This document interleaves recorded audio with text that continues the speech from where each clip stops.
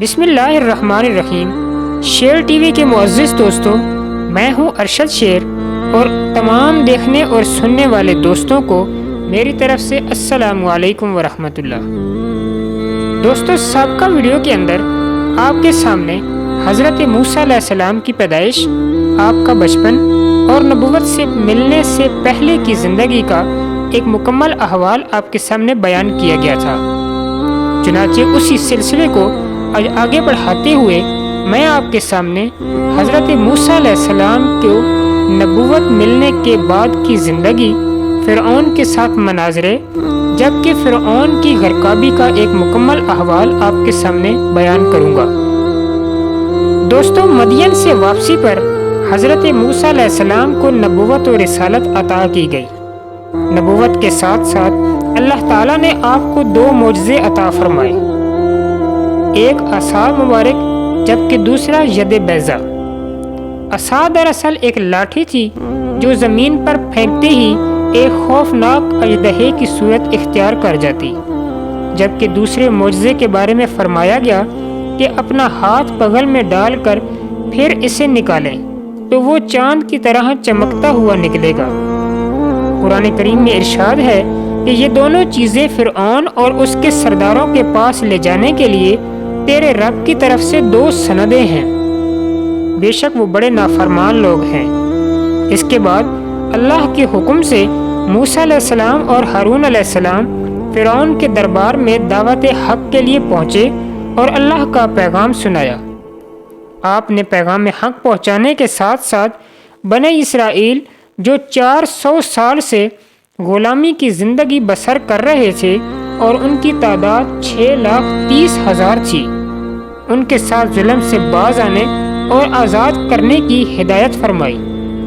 لیکن فرعون نے انکار کیا تو کلیم اللہ اپنے مدلل دلیلوں کے ساتھ واضح و نصیحت کرتے رہے، لیکن فرعون پر کسی طرح کا کوئی اثر نہ ہوا۔ فرعون کو اندیشہ ہوا کہ اہل دربار حضرت موسیٰ علیہ السلام کی صداقت کے قائل نہ ہو جائیں۔ اس نے ان کی توجہ ہٹانے کے لیے حکم دیا کہ ایک بلند و بالا عمارت تیار کی جائے تاکہ میں اس عمارت پر چڑھ کر موسیٰ علیہ السلام کے معبود کا پتہ لگاؤں۔ الغرض ایک بلند و بالا عمارت تیار کی گئی جو اس زمانے میں سب سے بلند تعمیر تھی۔ جب اس کی تعمیر مکمل ہوئی تو جبرائیل علیہ السلام نے اس محل کو 3 ٹکڑے کر کے گرا دیا، جس سے فرعونی فوج کے ہزاروں افراد دب کر مر گئے۔ اس کے بعد موسیٰ علیہ السلام پر جادوگری کا الزام لگا۔ اس بار فرعون نے موسیٰ علیہ السلام کا مقابلہ ملک کے نامور جادوگروں سے کروایا، لیکن جادوگری کے اس مقابلے میں بھی واضح دلیلیں دیکھ کر فرعون کے خاص الخاص جادوگر حضرت موسیٰ علیہ السلام پر ایمان لے آئے، جس پر فرعون نے ان سب کو اذیتیں دے دے کر شہید کروا دیا۔ مختلف روایات میں ان جادوگروں کی تعداد 80,000، 70,000، 30,000 جبکہ کچھ کے نزدیک 12,000 تک بتلائی جاتی ہے۔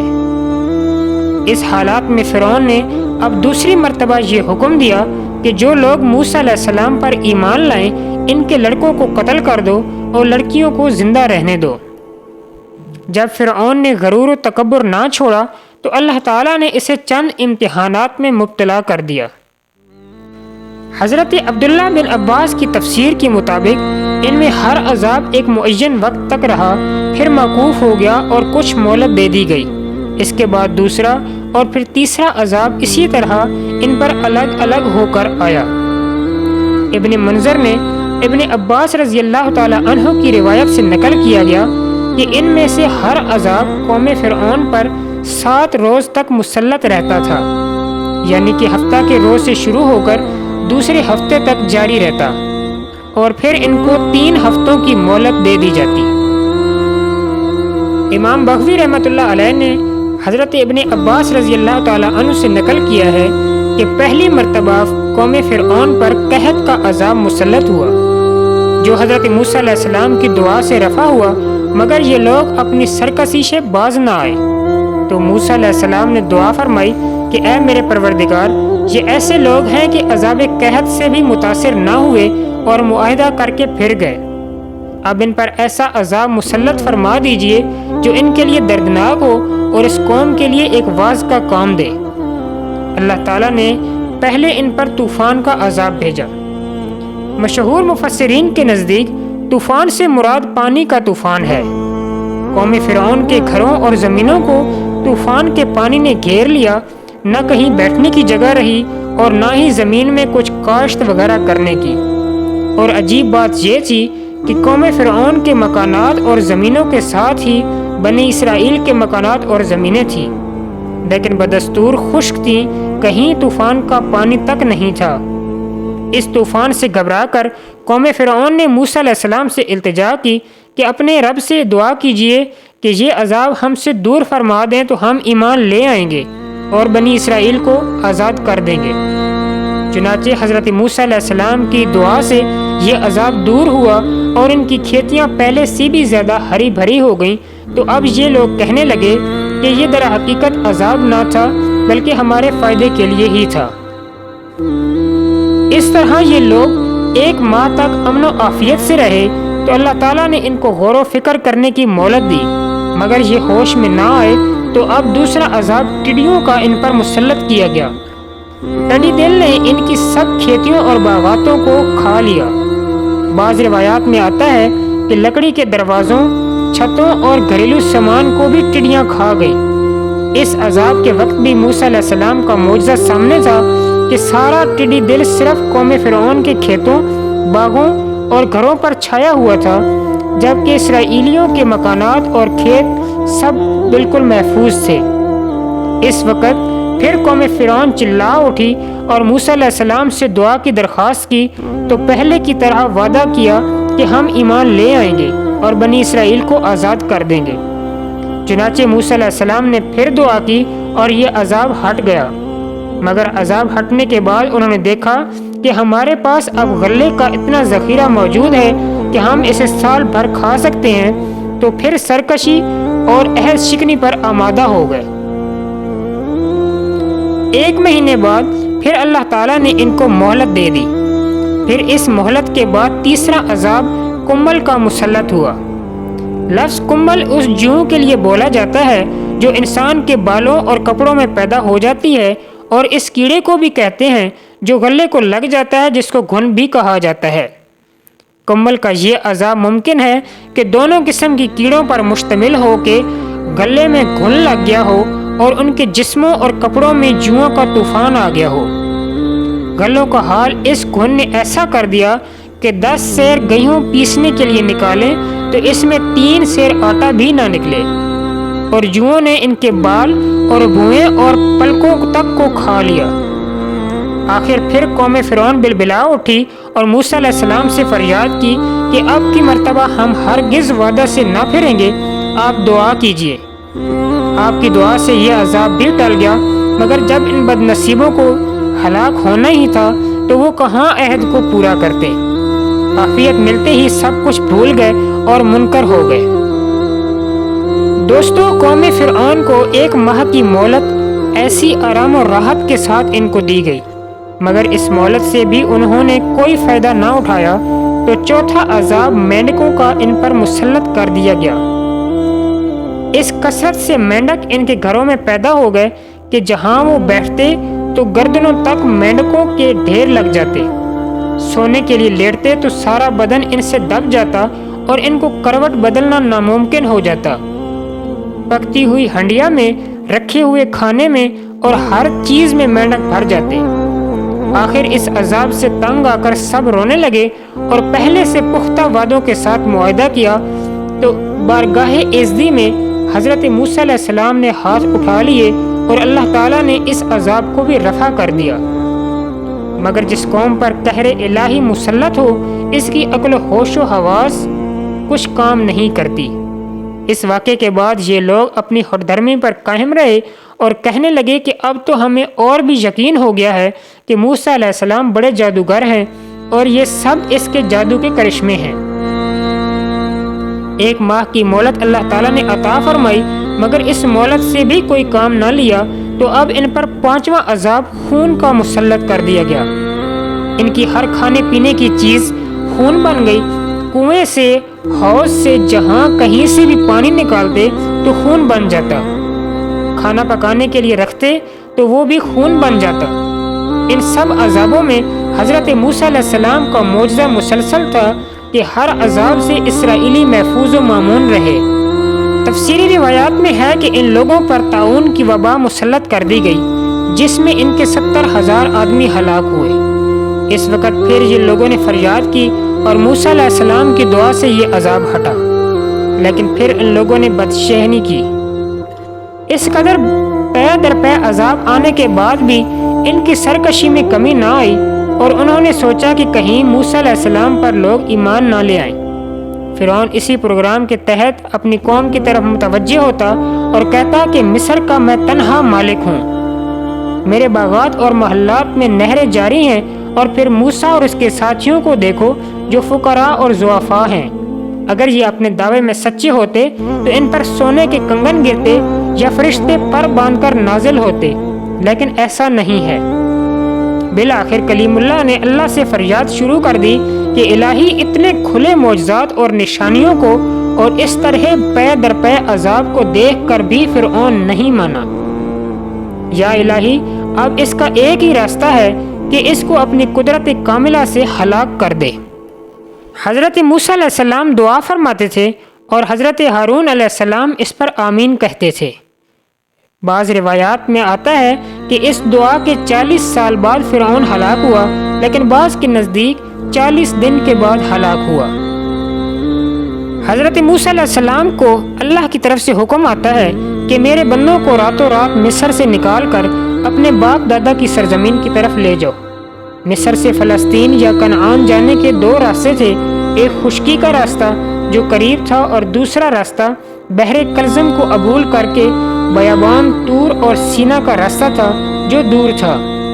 بنی اسرائیلیوں نے دور کا راستہ اختیار کیا اور اس میں حکمت ربانی یہ تھی کہ خشکی کے راستے سے فرعونی لشکر سے جنگ کا اندیشہ تھا۔ صدیوں کی غلامی نے بنی اسرائیل کو بزدل کر دیا تھا، جو کسی صورت میں بھی فرعونی لشکر سے جنگ کے لیے آمادہ نہ تھے، جبکہ اللہ کی حکمت یہ تھی کہ فرعون ان مظلوموں کے سامنے غرق ہو اور بحر کا معجزہ بھی پیش آئے۔ ادھر فرعون اور فرعونیوں کی صبح کو جو آنکھ کھلی تو کوئی چوکیدار وغیرہ نظر نہیں آیا تو مارے غصے کے اور سرخ ہو گئے۔ جب یہ معلوم ہوا کہ بنی اسرائیل رات کو سب کے سب فرار ہو گئے ہیں تو اور بھی سناٹا چھا گیا، اور فرعون اپنے لشکر کو جمع کرنے لگا۔ سب کو جمع کر کے یہ کہا کہ ایک چھوٹا سا گروہ ہے جو ہر وقت ہمیں اس سے کوفت ہوتی رہتی ہے، ہم ہتھیار بند ہیں۔ اب میں ارادہ کر چکا ہوں کہ ان سب کو گھیر کر گاجر مولی کی طرح کاٹ دوں گا۔ دوستو، فرعون نے اپنے کرندوں کو ہر علاقے سے لشکر جمع کرنے کے لیے بھیجا اور ایک لشکر عظیم لے کر بنی اسرائیل کے تعاقب میں چل پڑا، اور خدا کا منشا بھی یہی تھا۔ چنانچہ اس ملک میں جتنے بھی صاحب ثروت و دولت تھے، کوئی شرکت سے باز نہ رہا، سب ہی فرعون کے ساتھ چل دیے۔ صبح صبح کے وقت ان لوگوں نے بنی اسرائیل کو ڈھونڈ لیا، اور جب فریقین نے ایک دوسرے کو دیکھا تو اصحاب موسیٰ پکار اٹھے کہ اے موسیٰ، اب تو ہم ڈھونڈ لیے گئے۔ اور یہ اس وقت کی بات ہے جب بنی اسرائیل دریا کے کنارے پہنچ گئے تھے، اور فرعونی ابھی پیچھے تھے کہ اس کے سوا اور کوئی صورت نہ تھی کہ فریقین کی آپس میں جنگ ہوتی۔ موسیٰ علیہ السلام سے بار بار پوچھتے کہ اب کیا ہوگا، تو فرعونیوں سے کیسے بچیں گے، آگے دریا ہے اور پیچھے دشمن۔ حضرت موسیٰ علیہ السلام فرماتے تھے کہ مجھے یہی حکم ہے کہ دریا میں راستہ پیدا کر دوں، ہم کبھی نہیں پکڑے جائیں گے۔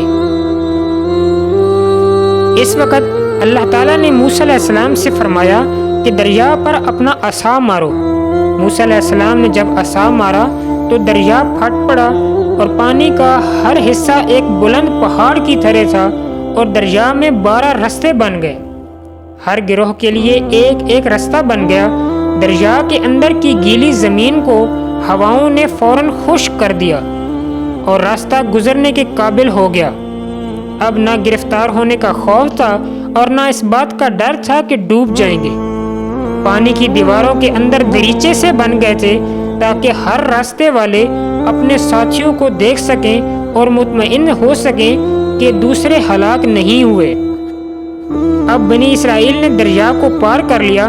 جب آخری اسرائیلی بھی دریا پار ہو گیا تو اس وقت فرعون کا لشکر دریا کے اس کنارے پہنچ چکا تھا۔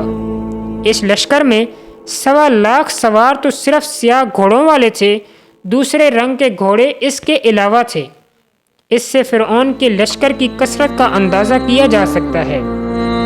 فرعون نے جب یہ ہیبت ناک منظر دیکھا تو ڈر گیا اور واپسی کا ارادہ کیا، لیکن افسوس کہ اب نجات کا موقع جا چکا تھا، تقدیر نافذ ہو چکی تھی۔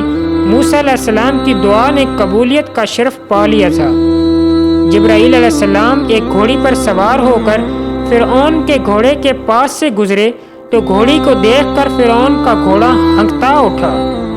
جبرائیل علیہ السلام نے اپنی گھوڑی دریا میں ڈال دی تو فرعون کا گھوڑا ابھی دریا میں کود پڑا اور فرعون اس کو تھام نہ سکا تو مجبوراً دریا میں چلا گیا، لیکن اس نے بہادری ثابت کرنے کے لیے اپنے ساتھی امراء کو للکارا کہ بنی اسرائیل ہم سے زیادہ دریا میں داخل ہونے کے حقدار نہیں، سب دریا میں کود پڑو، راستہ بنا ہوا ہے۔ چنانچہ پورا لشکر دریا میں سما گیا۔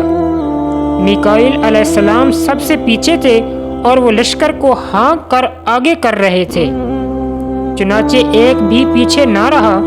جب سب دریا میں داخل ہو گئے اور بنی اسرائیل پار ہو گئے تو اللہ تعالیٰ نے دریا کو جوڑ دیا۔ اب کوئی فرعونی بھی نہ بچ سکا، موجیں بلند ہو رہی تھیں، حالات بگڑ گئے۔ فرعون پر سکرات موت طاری تھی۔ اب وہ کہہ اٹھا کہ ہاں، بنی اسرائیل کے خدا کے سوا کوئی دوسرا خدا نہیں، میں ایمان لاتا ہوں۔ لیکن افسوس کہ وہ اس وقت ایمان لایا جب ایمان لانا کچھ بھی محفوظ نہیں تھا۔ اللہ تعالیٰ نے فرعون کی یہ بات کہ آمنت برب موسیٰ نبی کریم صلی اللہ علیہ وسلم سے بیان فرمائی۔ یہ ان غیب کی باتوں میں سے تھی جس کی خبر صرف نبی پاک کو ہو سکی۔ اس لیے نبی کریم صلی اللہ علیہ وسلم نے فرمایا کہ جب فرعون نے ایمان کا کلمہ زبان سے نکالا تو جبرائیل علیہ السلام مجھ سے بیان کرتے ہیں کہ اے اللہ کے نبی، میں نے دریا کا کیچڑ اٹھا کر فرعون کے منہ میں ٹھونس دیا، اس بنا پہ کہ کہیں دریائے رحمت کو جوش نہ آ جائے۔ حضرت ابن عباس رضی اللہ تعالی عنہ سے مروی ہے کہ بعض بنی اسرائیل نے فرعون کی موت کے بارے میں شک کیا تو اللہ تعالیٰ نے دریا کو حکم فرمایا کہ فرعون کے جسد بے روح کو، جس پر لباس بھی موجود ہے، زمین کے ایک ٹیلے پر پھینک دے تاکہ لوگوں کو فرعون کی موت کا حقیقی ثبوت مل سکے۔ نہ جا اس کے تحمل پر ڈر اس کی سخت گیری سے، کہ بے ڈہب ہے گرفت اس کی، سخت ہے انتقام اس کا۔ غرور تھا، نمود تھی، ہٹو بچوں کی تھی صدا، اور آج تم سے کیا کہوں، لحد کا بھی پتہ نہیں۔